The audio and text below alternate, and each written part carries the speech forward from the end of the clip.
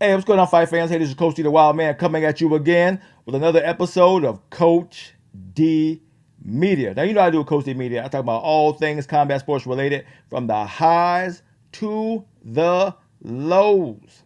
All right, let's go ahead and get back into it. So, we already came back from Brazil, but I now have some issues that I'm dealing with. Okay, as Coach D, like I said, I call it like I see it. I want to be honest with the fans about what's going on, how we doing stuff, and where we're going as a sport, both locally and internationally. So that's my job. I want to report on the news.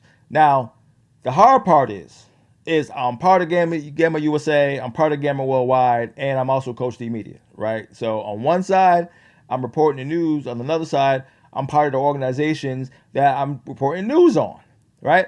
So that gets tricky when things go wrong and things pop off that I don't particularly like. That if I was independent, I would normally Coach D the S out of it, right? So I got to navigate because I work with Justin Brown. He's a good dude. He's doing big things. We want big things to happen.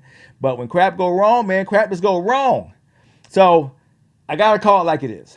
So we all know that Brazil had a lot of problems, not only logistically, they couldn't do a live stream, right? There was a lot of people didn't get uniforms. They were wearing their personal attire.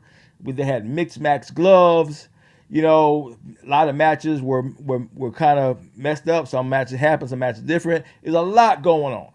All right. It was really not good for how far we came along from Singapore.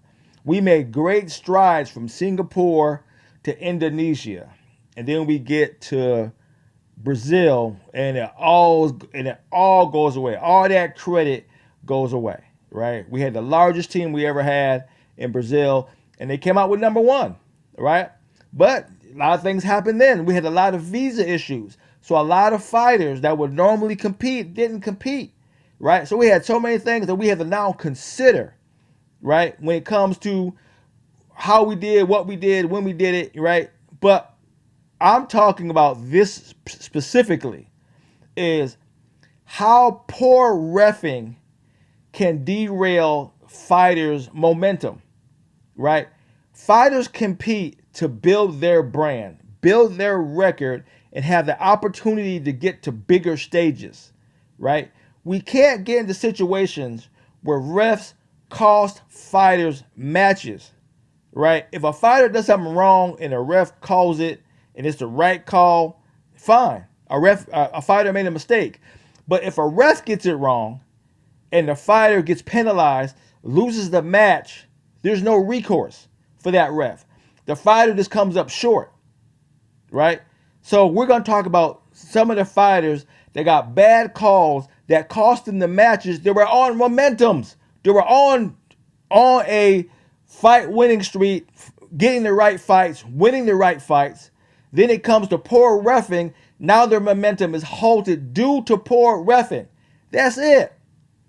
So there's a saying in mixed martial arts, especially if you watch the UFC and all the kind of good stuff, don't let it go to the judges, right? If you let it go to the judges, if things go wrong and it goes to the judges, you're leaving it up to what the judges saw. Some judges see it the right way, some judges may see it the wrong way, right? So do your best not to leave it up to the judges when it comes to the pro sports and mixed martial arts. But what if it's the ref that's the problem? That you can't even leave it up to the refs nowadays. That's what we don't want, right? We don't want to where we can't trust the refs and we have to worry about the fighter and the ref now. Before, it's just you have to worry about your opponent, right? And making sure he don't hurt you, you don't hurt him, you can have a great match. Now you got to worry about, it don't matter what you do. If the ref see whatever he sees, right, it gets it wrong, now you're stuck. And it's not like it's a one-off. It's now back to back. In two different Gamma Worldwides, we had rough, bad calls that cost fighters matches. Right? So let's go ahead and get into it. Right? So we had Kate Johnson in Indonesia. Right?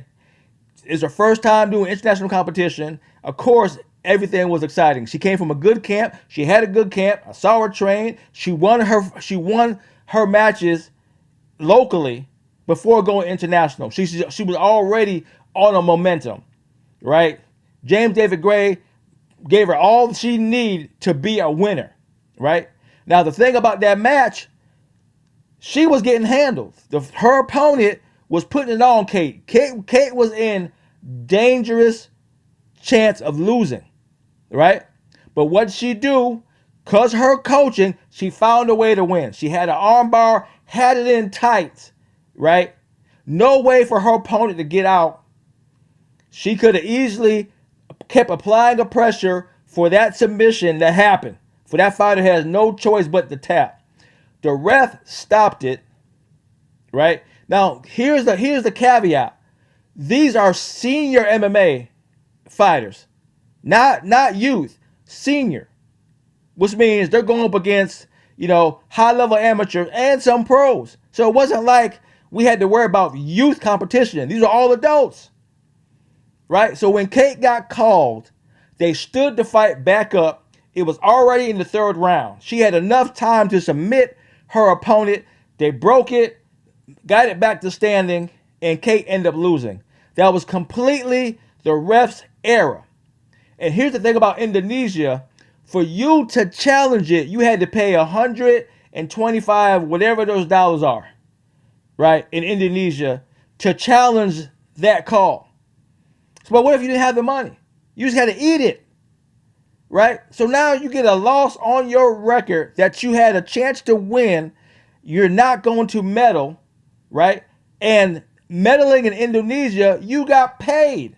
So not only do you not get to medal, right? You have a loss on your record, right? You have to pay money to get it challenged, right? And you lose out in two places, a medal and a chance to win money, because the judges didn't know that call to make, and there's no recourse for that. It's just a loss, right? I don't like that. There's supposed to be a way to get these problems solved. I mean, granted, this has been going on for a while. The UFC is packed with it. They rarely overturn a ref's call. Rarely. It got to be somebody brought a gun into the ring in order for that to happen. So you see the problems we have? These are legit problems, right? Let's move on. Jada Harshman, on a roll, doing great things, got called for a legal slam twice, lost a point. Both slams weren't illegal, right? Lost a point, still dominated the fight, ended up losing. Not out of medal contention, right? I don't know. Did she make silver? I can't remember. But she couldn't make it to the finals because of that. Because of another poor ref call. And I'm not hating on the refs. But the refs have a job to do just like the fighters do. The fighters got to follow the rules, read what the rules are, know what they are, so you don't do anything illegal. But what if you don't do anything illegal and the refs don't know any better? You still lose. Right? So what do? Once again, Indonesia, you had to pay to get the call challenged, right? And you lose out on potential payday for winning a medal. Now, all that happened in Indonesia. Now we get to Brazil, with all the things I said in the beginning of this podcast, all the things going wrong, right? Travel, hotel, it was a lot. Trust me when I tell you it was a lot, right? I was like, well, good God. Anyway, so we got Majid Corbett. His match, legal slam, ref calls it, disqualifies Majid, right? With all the chaos, it had so much going on, nobody even cared to try to question it. They didn't care to question it, right? And Majid went on Instagram, pleaded his case, had the fight on YouTube, so you can watch it and see, right? Even Justin Brown said it was the wrong call. But no recourse. Nothing happened. He simply got disqualified. Derail, he was on a winning streak, going for his third Gamma championship. Because the ref made the wrong call, he can't three-peat.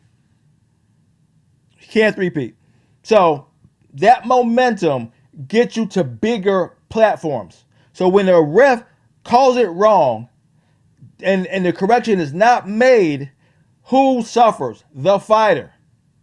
The fighter suffers. Now he has to go with this disqualification on his record, his momentum is now tarnished because something that wasn't his fault. He did fight legally correctly. The ref just did it wrong. What do? How do you correct the ref? Do you fire the ref? Does he get fined? Does he get penalized? What happens to the ref? All right, as far as I know, nothing. There's more classes. He may get removed from coaching the rest of the event, but he can just come on to the next one. But Majid and Jada and Kate still have losses on their records, but they now have to overcome. And all of them were in the right. That's the problem, right? Politics aside, choosing sides aside, wrong is wrong, but we're not doing anything about it. All we're doing is talking. So I gotta say what I gotta say, man. I can't. It's hard to let this stuff slide because these are young adults. I'm a grown man who's supposed to be looking out for the young adults, right? Now, don't get me wrong. I'll talk shit to them in a minute, right? But I care about them. I care about their success. I love this sport. So when things go wrong, you can't overlook it sometimes. Sometimes you gotta say something, but you got politics, right? You ain't trying to burn bridges. You ain't trying to, but like I said, hey, when you mess up, own it. Own it. The ref's not coming on and go, hey, I made a bad call. I shouldn't have made that call. He not owning it. He just going out, go on about his business. It's up to us to say something, right? Now, if a ref came on and said, hey, I made the wrong call, that was bad on my part, he and then corrected it, at least verbally, and make the fighter feel like, he mistakes happen then if you own it. If you don't own it, you put it all on the fighter. It ain't the fighter's fault. That's all I'm saying.